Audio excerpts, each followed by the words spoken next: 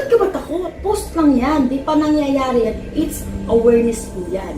So isipin mo kung nagpapanik ka na sa pagbasa ng post ko, kung nagpapanik ka na pala sa mga naririnig mo sa page ko, so ibig sabihin pala, I think ikaw may kailangan na magmita.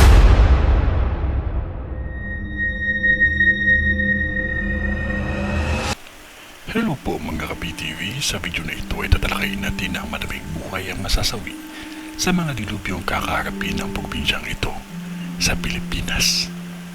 Pero kung ikaw ay hindi pa nakasubscribe sa aking channel, baka naman.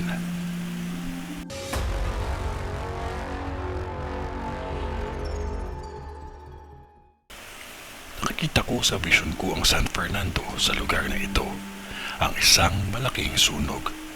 Mabilis kumalat ang sunog sa lugar ng San Fernando.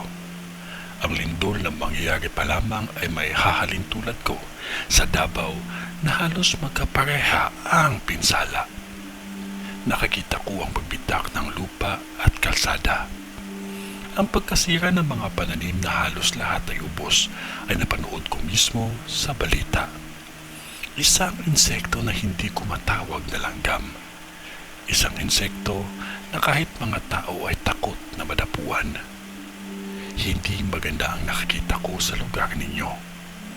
Nakikita ko na may malulunod kaya mag-ingat lamang ang lahat ng mga residente dito. Kahit sa biglaang pagpanaw ng isang sikat na tao sa kilala sa lugar na ito na ikakagulat ng mga supporters nito. May nakakita din akong isang kalsada na may madadaanan ang madaming pananim ay aksidenteng hindi magandang pagmasdan. Mag-ingat lamang ang lahat dahil kahit karagatan ay yayanigin ng lindol. Check nyo lamang ang mga poste ninyo para walang pumagsak o puputok ang mga wire nito. Maghanda lang kayo ng flashlight palagi. Mas mainam na alam ninyo ang nakikita ko sa vision ko at kayo ay makapaghanda. Maghanda lamang kayo palagi lalo na sa panahon ng tag-ulan. Pag-ingat at huwag makalimot na magdasal lamang palagi. Kayo na mismo ang may nasabi na walang imposible sa panalangin.